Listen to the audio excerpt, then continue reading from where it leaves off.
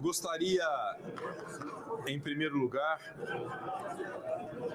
de expressar minha sincera gratidão aos meus pares que me confiaram a missão de presidir, uma vez mais, o Senado Federal e o Congresso Nacional. Exercer essa alta incumbência de presidir um dos poderes da República é um encargo que me honra e me desafia. Novamente assumo a presidência deste Senado Federal e do Congresso Nacional com humildade, responsabilidade e comprometimento.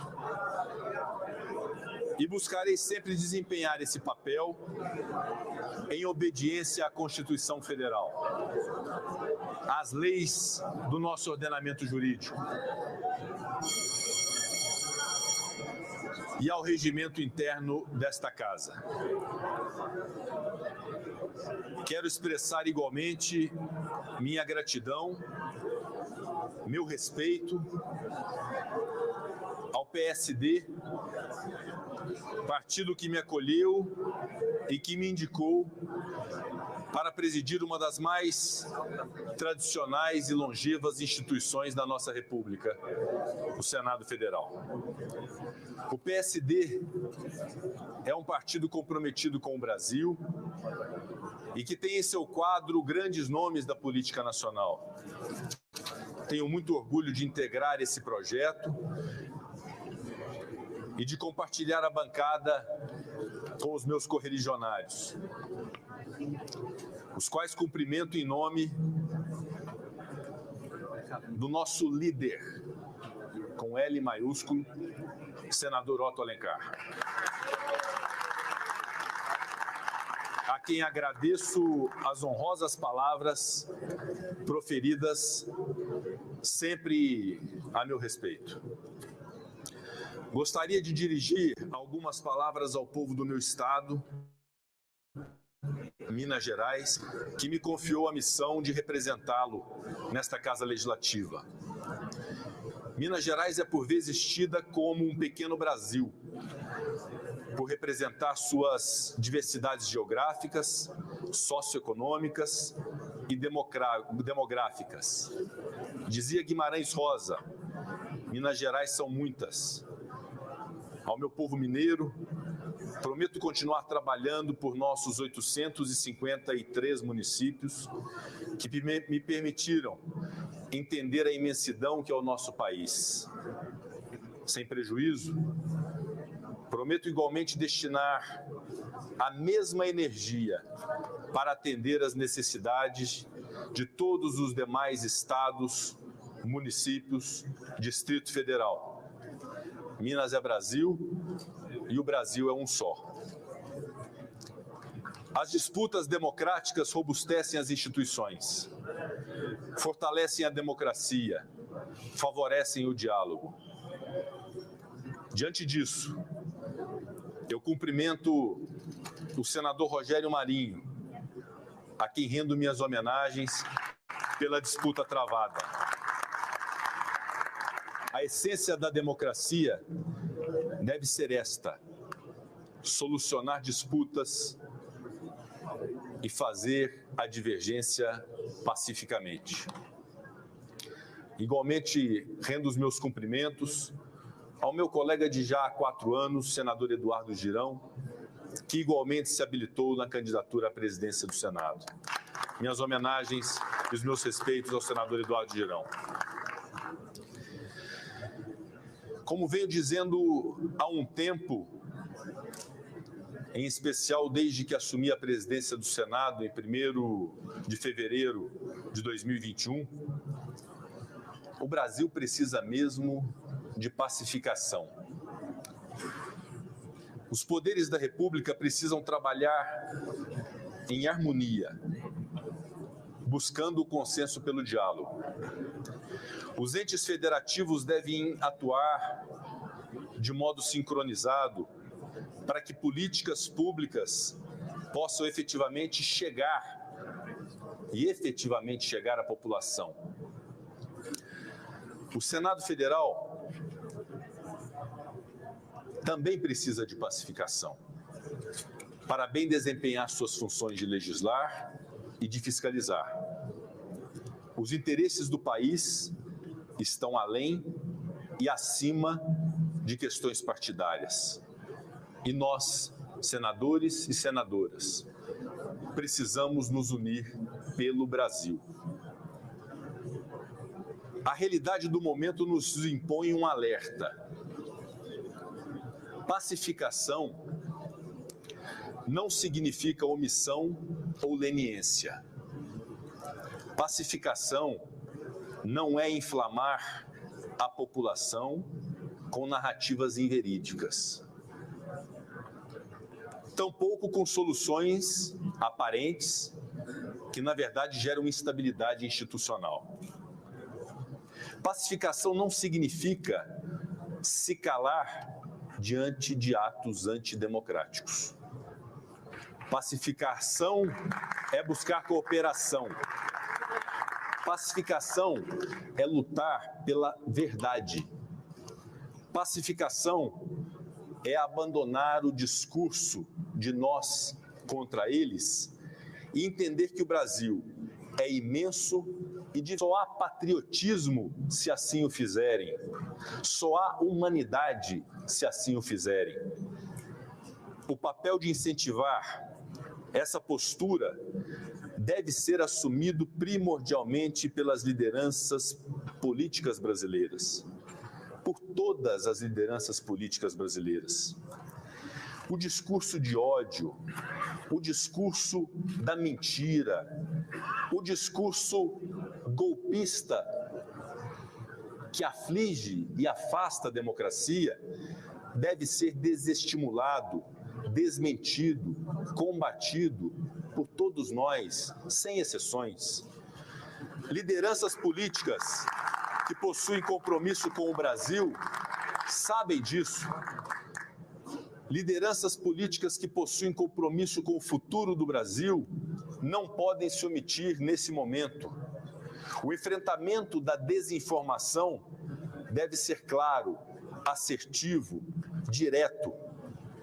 Só assim vamos vencer a cultura do ódio que nos divide e que nos enfraquece.